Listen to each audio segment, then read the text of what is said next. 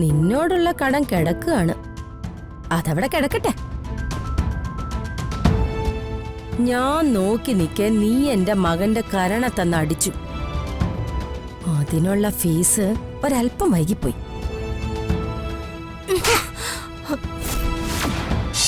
ഞാൻ അവിടെ ചെന്ന കാലം മുതൽ തുടങ്ങിയത് എന്നെ ഇല്ലാതാക്കാനുള്ള കളികള്.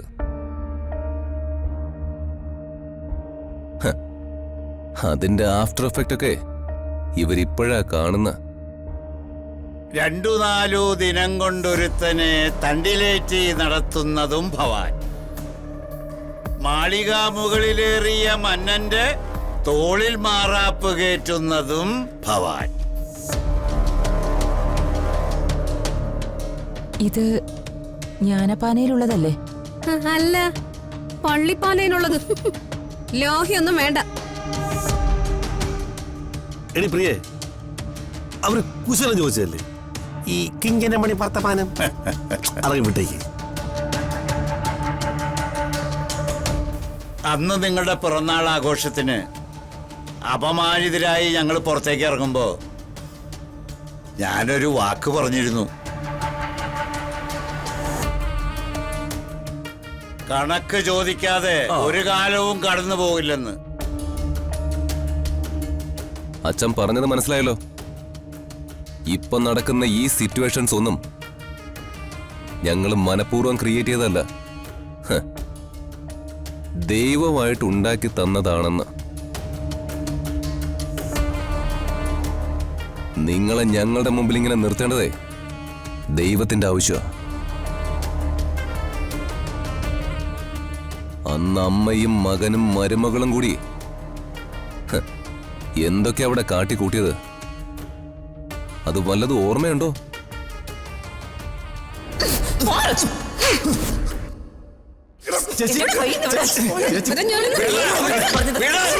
നിനക്ക് നിന്റെ അച്ഛനെ വേണോ അതോ രാജുവിനെ വേണോ?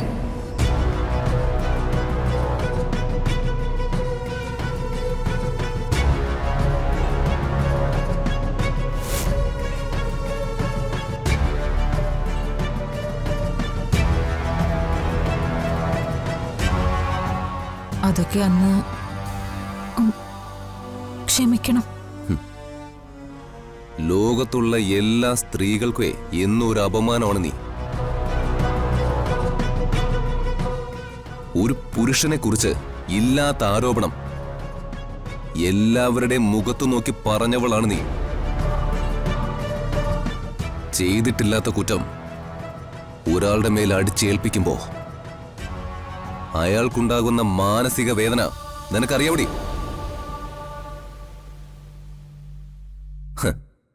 ഇതൊക്കെ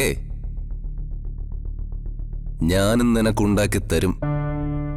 ഒരു തെറ്റും ചെയ്യാതെ പാവമായി നടന്നിരുന്ന എന്നെ പിന്നാലെ നടന്ന് വേട്ടയാടിയ 2 സ്ത്രീകളാ നിങ്ങള്.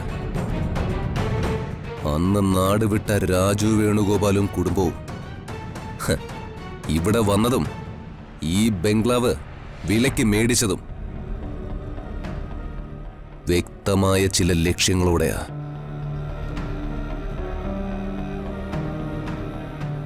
ആരോടും പക മനസ്സിൽ വെച്ച് സൂക്ഷിക്കുന്നവനല്ല ഈ രാജു വേണുഗോപാൽ. പക്ഷേ നിന്നോടും ഈ സ്ത്രീയോടുമുള്ള എന്റെ പക മനസ്സിൽ കിടന്നങ്ങ് തിളയ്ക്കുക.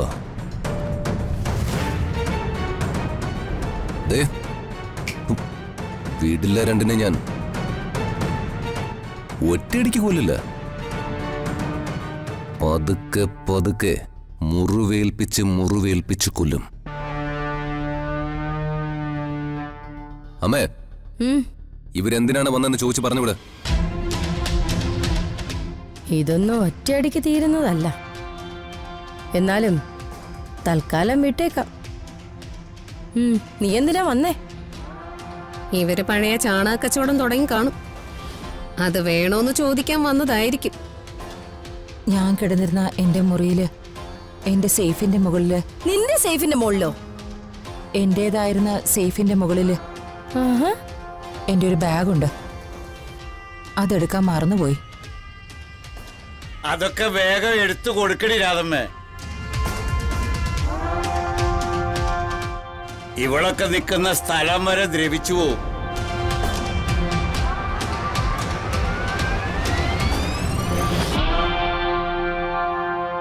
അല്ല മക്കളെ പേരെന്താ പറഞ്ഞേ?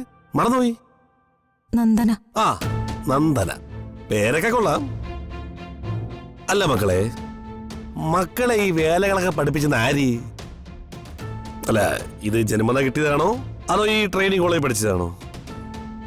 എന്തായാലും നീ എവരെ പോലെ ചീള് പാരേന്നല്ല കേട്ടാ. മിസൈലാ മിസൈല്.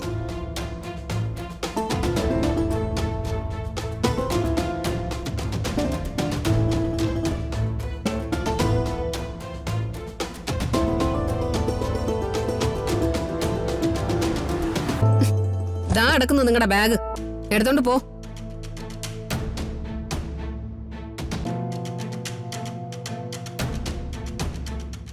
എന്തായാലും എന്റെ ആങ്ങളയുടെ മുഖത്ത് ചെളി വാരി എറിഞ്ഞതിന് ഒരു ചെറിയ പ്രതിഫലം തരാതെ വിടുന്നത് ശരിയല്ല.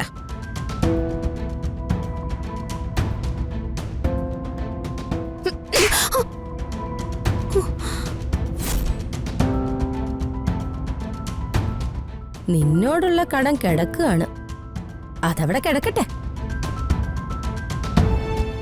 ഞാൻ നോക്കി നിൽക്കെ നീ എന്റെ മകന്റെ കരണ തന്ന് അടിച്ചു. അതിനുള്ള ഫീസ് ഒരല്പം വൈകിപ്പോയി.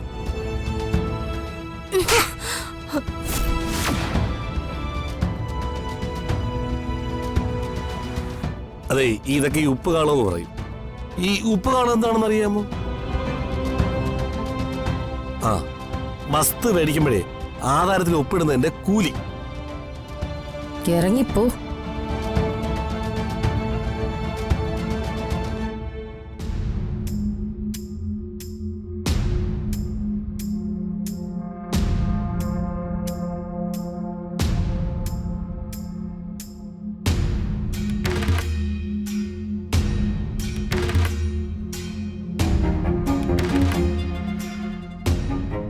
ഇങ്ങോട്ട് വാ. എടീ, നീ എന്ത് ചതിയടീ ചെയ്തേ? ആരാണോ ശത്രു, ആ ശത്രുവിന്റെ കയ്യിൽ തന്നെ കൊണ്ടുപോയി നീ ആയുധം കൊടുത്തില്ലേ? നീയേ ആ രാജുവിന് തന്നെ ആ വീട് വിറ്റില്ലേ? അമ്മ, എനിക്ക് അറിയില്ലായിരുന്നു. എന്നോട് വീട് മേടിച്ചതും രാജു എന്ന് പേരുള്ള ആളല്ലായിരുന്നു. എന്നാ വേറെ ആളെ നിർത്തി അവൻ കളിച്ച കളിയാ ഇതൊക്കെ. ദൈവമേ, രാസകലം വിറയ്ക്കുക. പെട്ടല്ലോ. ആ രാധമ്മയുടെ കൈയാണെങ്കിൽ വള്ളക്കാരുടെ കയ്യിലിരിക്കുന്ന പങ്കായം പോലെയാ. ചെവിക്കകത്തെ ട്രെയിനിന്റെ അലർച്ചയാ.